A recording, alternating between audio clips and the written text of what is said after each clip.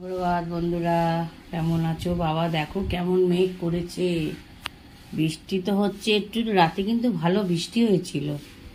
তাও বাজারে গেছিলাম, কিছু ছিল না সবজি, একটু বাজার করে এলাম। কুমড়ো আনলাম, ভেন্ডি আনলাম, পটল, একটু গাটি কচু, একটু গাজর, একটু উচ্ছে, অল্প অল্প নিয়ে এলাম।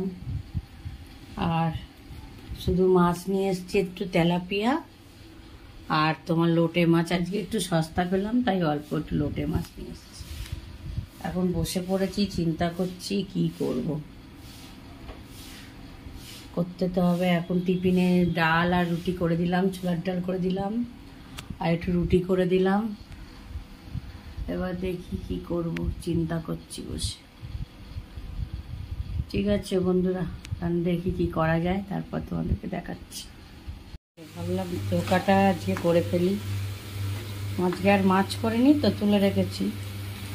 ধোকা দিয়ে আলুটা দিয়ে একটু ঝোল করে নিই আর একটু কাঁকরোল ভাজা করে নিই। পরে আবার দেখা যাবে বিকেলে, করে নিই।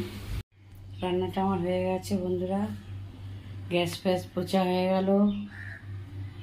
আর শুধু বিছনাটা ঝাড়বো, রান্নাঘরটাও পোছা হয়ে গেল। আজকে তোমার করলাম একটু উচ্ছে সেদ্ধ করেছিলাম তেতো দাদার জন্যে।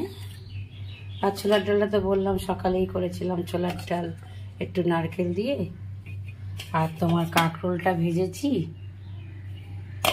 আর তোমার ধোকাটা ঝোল করেছি। এই ধোকাটা আলু দিয়ে ঝোল করেছি। এই রান্না আজকে। ঠিক আছে, এবার ঘরের কাজ করি, তারপর ঠাকুর দেব। কাজ আবার নেই, অনেক কাজ বন্ধুরা, একটার পর একটা ঠিক হয়েই যায়, টাইমই চলে যায়। এই বিছনাটা গোছাবো আজকে, একটু ভাবলাম ধোবো এগুলো, দেখি ধুতে পারি কিনা। কি গরম লাগছে দেখো, এত মেঘ করলো, বললাম মনে হয় দেবে, কোনো বৃষ্টি নেই, কিচ্ছু নেই।